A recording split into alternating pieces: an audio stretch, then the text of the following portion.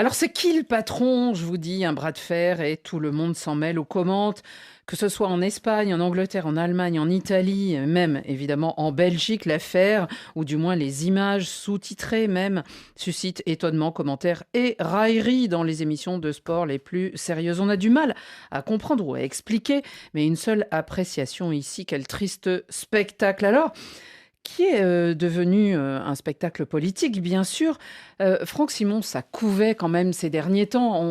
On a vu venir quand même cette polémique. Est-ce que ça date du faux pas de la CAN et de cette élimination difficile en huitième de finale? Et il semble que oui, que la décision de faire appel à un autre sélectionneur remonte effectivement à cette campagne ratée des Lions indomptables. Et puis une façon de retirer quelque part certaines prérogatives euh, au patron de la Fédération camerounaise de football. Donc ça couvait et je pense que ce n'est que l'un des nombreux épisodes, vous l'avez bien dit en présentation. On est parti pour... c'est de la télé-réalité maintenant et c'est très choquant. Et on est parti pour une saga qui va sans doute durer encore, mais qui ne donne pas une très très bonne image. Elle était déjà écornée. Il y a quelques décennies de ça, je me souviens, tout le monde se moquait du Cameroun. Vous vous souvenez des affaires de primes Avec Paul Le Guen. et même avant, souviens-toi, les années. Monde, hein. Voilà, et pendant des années, c'était ça, on se moquait des Lions indomptables alors qu'il y avait de la qualité, il y avait du jeu, il y avait des super Non, mais joueurs. il y avait aussi des vraies polémiques au niveau des caractères, parce qu'il y avait des joueurs talentueux et forts. Mais ça, c'était plus Mais intéressant. ça, c'était tu sur le comprends terrain, au Ça, moins. c'était le terrain. Là, ça n'a plus rien à voir. Là, on est hors terrain. Voilà, on est hors terrain. C'est un truc tout à fait politique. Et je réfléchissais un petit peu à ça hier soir en voyant les vidéos, puis en voyant le communiqué qui a été sorti aussi par la fédération. Les communiqués, parce que c'est Mais les bagarres aussi de communiquer. Le dernier en date d'hier soir. On se dit que ce technicien belge, Marc Bryce, qui a été nommé, en fait, c'est un pion dans l'histoire. C'est exactement ça. C'est un pion. Mais Il est des le deux côtés, attention. Ouais, ouais. La fédération, le ministère qui l'a nommé, ils sont tout aussi pourris que Eto'o, attention. Moi, je n'ai pas dit ça. Moi, je le dis. Non, je m'aviserai on pas peut pas dire pourri, mais en tout cas, c'est vrai qu'ils sont compromis dans Attendez, l'histoire. Parce que vous pensez... Non, mais bon, ok, pas pourri si vous voulez, mais vous pensez sincèrement qu'il a été nommé, le pauvre, dans le but de faire progresser l'équipe, dans le but de pouvoir... Mais non, pas du tout. Il a été nommé juste pour embêter Samuel Eto'o. Lui, il le pense. Hein. Oui, lui, il le pense. Il est venu pour ça. Il le pense. Peut-être que c'est ce qu'il dit devant les caméras, mais par derrière, je pense qu'il a quand même compris que c'est un pion dans l'histoire. Il a mis les pieds dans un là, sans doute qu'il se rend compte du problème. Cette histoire est scandaleuse, puisqu'en réalité, c'est une bataille de réseau entre d'un côté le ministre des Sports et de l'autre Samuel Eto'o. C'est éminemment politique. Si j'étais lui, alors lui, il a un contrat avec le ministère. Je ne sais pas quelles sont les modalités pour le rompre. Est-ce qu'il préfère se faire virer pour prendre de l'argent? Ça, j'en sais rien, mais à sa place, je m'en irais. Pour l'instant, il est punching ball entre deux forces. Travailler? Comment pouvez-vous évoluer dans un contexte comme celui-là, sportivement parlant, quand bien même les futurs adversaires du Cameroun soient de faible niveau, c'est un scandale absolu. C'est scandaleux. Et c'est triste, non, parce que effectivement, tous ces commentaires, nous, ça fait 12 ans qu'on suit les histoires de la FECAFOOT et des comités d'intervention et des intérims et tout ça. Mais pour ceux qui découvrent tout d'un coup ces images internationalement... Désastreux. Ouais, les images, elles tournent. Mais oui, c'est ça. Ça tourne. Il n'y a plus de frontières. Filmé de manière préméditée. Bien sûr, et des deux côtés. Bien sûr. Parce que celui qui est à la grille tout à l'heure qu'on entend et qui veut rentrer et tout, chacun filme et chacun veut utiliser. À un moment, il regarde la caméra. Bon, c'est peut-être un portable, mais bon, peu importe. Il sait très bien, il n'interrompt pas et tout. Donc voilà, il va au bout de sa diatribe. Non, mais c'est désastreux, c'est cataclysmique parce que ça nous ramène un peu au travers du football africain. Je dis pas que ça avait disparu, je suis pas naïf. Non, et le Cameroun n'est pas le seul. Les deux niveaux de pouvoir souffrir. qui sont au-dessus du sélectionneur dans n'importe quel pays. Il est politique, avec le ministère des Sports en général, lié au gouvernement, voire même le chef d'État, parce que là, c'est... Bref. C'est sur ordre du chef président d'État, de la dit-il. fédération...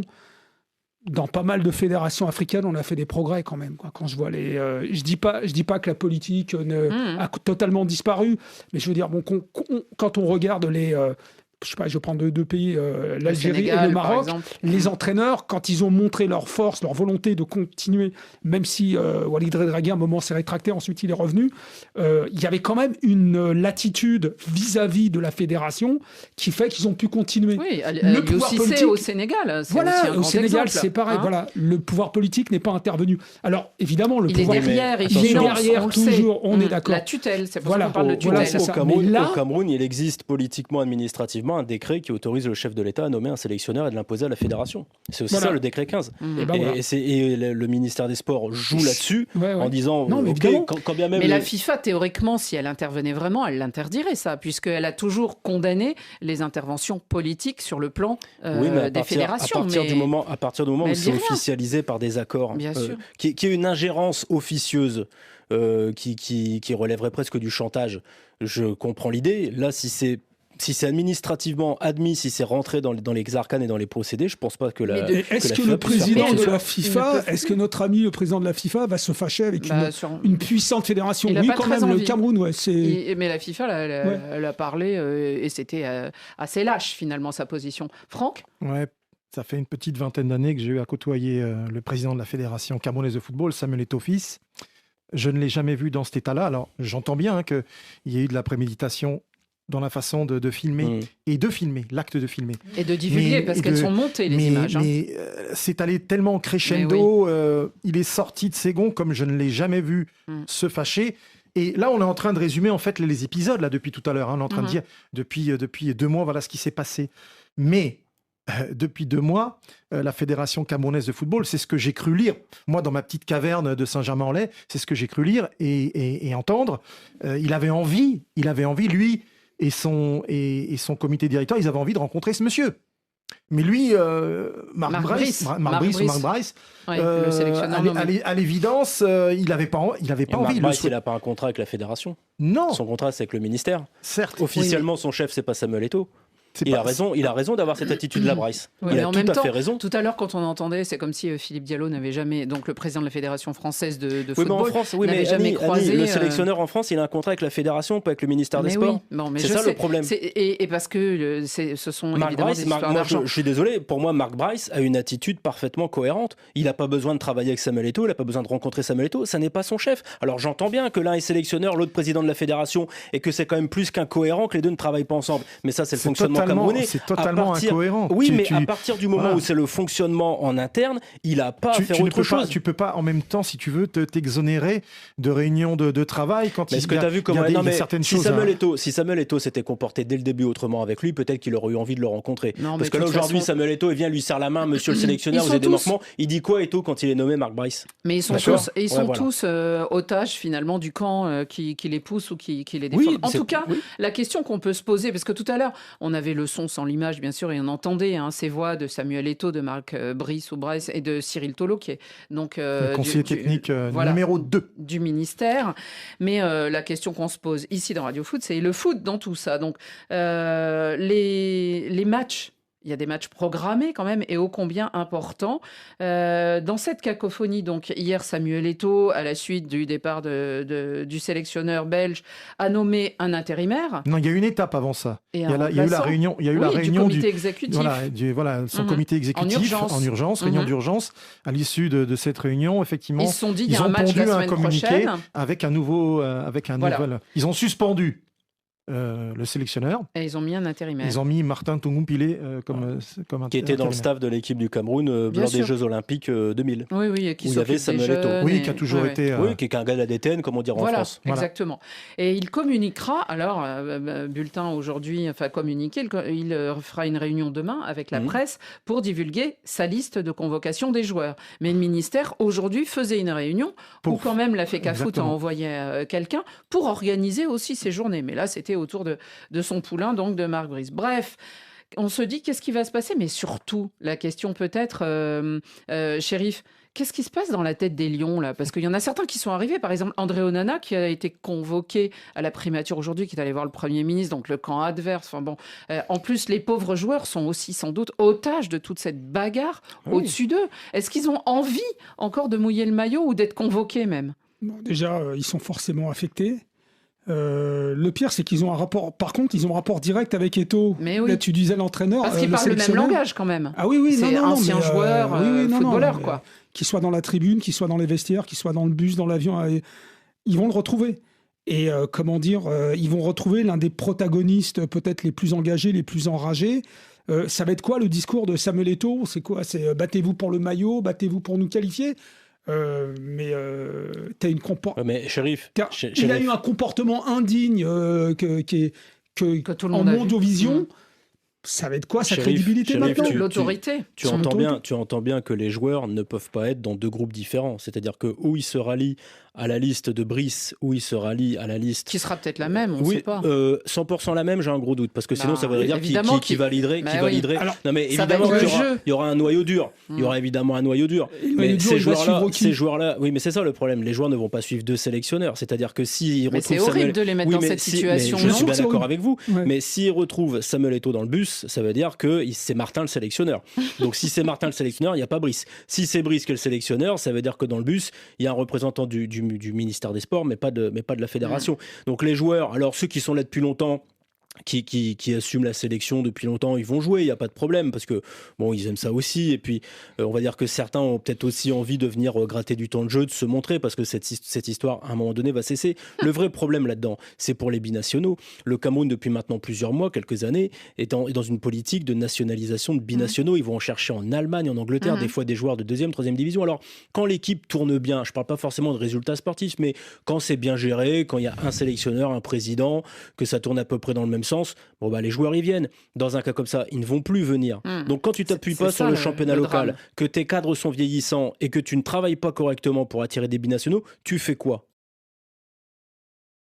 André Onana a été aperçu au ministère des Sports. Qu'est-ce qu'il partait faire là-bas? On va épiloguer sur la thématique. Cela doit être bienvenue dans cette vidéo. Dans cette vidéo, on va parler du clash entre la PK-Foot et le ministère des Sports. Mais avant de commencer, si tu me découvres à travers cette vidéo, ici, nous on parle de foot. Ici, nous, on est passionné par le foot.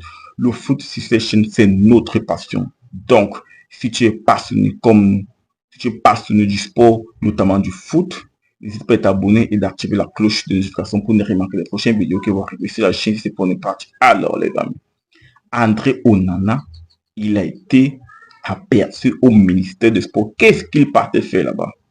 Vous savez très bien que entre André Onana et Samuel Eto'o, ce ne sont pas les meilleurs amis du monde. Loin de là, très loin de là même. Donc, voir André Onana au ministère des Sports, ça ne me surprend pas. Ça ne me surprend pas. Est-ce que ça va empêcher la FECAFOOT de bosser? Non. La preuve, la FECAFOOT a mis sur pied Marc Brice. Marc Brice, il est suspendu. D'où on a nommé un nouveau sélectionneur, à l'occurrence ici, Martin Tungu-Pele. Martin Tungu-Pele, c'est lui le nouveau sélectionneur de l'équipe nationale A. Et du coup, ça montre à quel point Samuel Eto'o veut déjà se pencher sur le match. Vous savez qu'on a deux matchs très importants, les gars. Deux matchs très importants. Cap-Vert et Angola. Et le Cap-Vert, on a vu le Cap-Vert lors de la dernière CAN en Côte d'Ivoire. C'est très costaud. C'est très costaud. Je pense que c'est 4 finalistes. 4 de finale entre ces gens. Cap-Vert, Angola, pareil. Angola, c'est 4 de finale. Si je dis pas de bêtises. Donc, ça joue très bien au ballon. Ça joue très bien au ballon. Je rappelle que on s'est fait sortir en 8e de finale. Et encore, on ne méritait même pas, selon moi, de passer au second tour, puisqu'il y avait trop d'insuffisance dans le jeu. Beaucoup d'insuffisance même. Donc, les amis, on a des lacunes. Et pour essayer de pallier ces lacunes-là, ça passe par du travail. Ça passe par du travail. Au lieu de se focaliser sur des clashs, on devrait commencer à bosser. D'où le nouvel entraîneur qui est arrivé, Martin Tungu-Pele. On espère qu'il va faire le bon travail. Il va refaire la liste. Donc, Marc Brice, sa liste, on a froissé ça. On a mis de côté. Martin Tungu-Pele, il va refaire sa liste. On espère qu'il va former un très bon groupe, former une très belle équipe, parce qu'on doit absolument battre le Cap-Vert et l'Angola. C'est très important pour nous. Très important. Vous savez qu'on prend les premiers, les meilleurs deuxièmes vont jouer les barrages, mais c'est trop long et tu n'es même pas sûr de te qualifier. C'est très improbable. Donc, la manière la plus sûre de se qualifier pour le mondial, pour moi, c'est via la première place. Et ça passe par le Cap-Vert, ça passe par l'Angola. On doit battre ces deux équipes-là. On doit prendre les 6 points. Donc, les amis, Samuel Eto'o, lui, il est focus déjà. Il est focus sur le match. La FECAFOOT, les amis, est-ce qu'ils vont gagner la bataille? Moi, je n'en sais rien. Moi, je ne suis ni haute instruction, ni FECAFOOT, ni églisien. Moi, j'essaie juste d'analyser de manière rationnelle. J'essaie juste d'analyser de manière rationnelle. Lorsque tu es président d'une fédération, c'est toi qui nommes l'entraîneur. On ne doit pas t'imposer l'entraîneur. On appelle ça de l'ingérence. Et la FIFA condamne ça. La FIFA condamne ça avec la dernière énergie, l'ingérence politique. Donc, Samuel Eto'o, il a raison. Après, une fois de plus, on peut critiquer la forme. Est-ce qu'il aurait dû parler à Marc Brice comme il a fait? Le débat reste ouvert.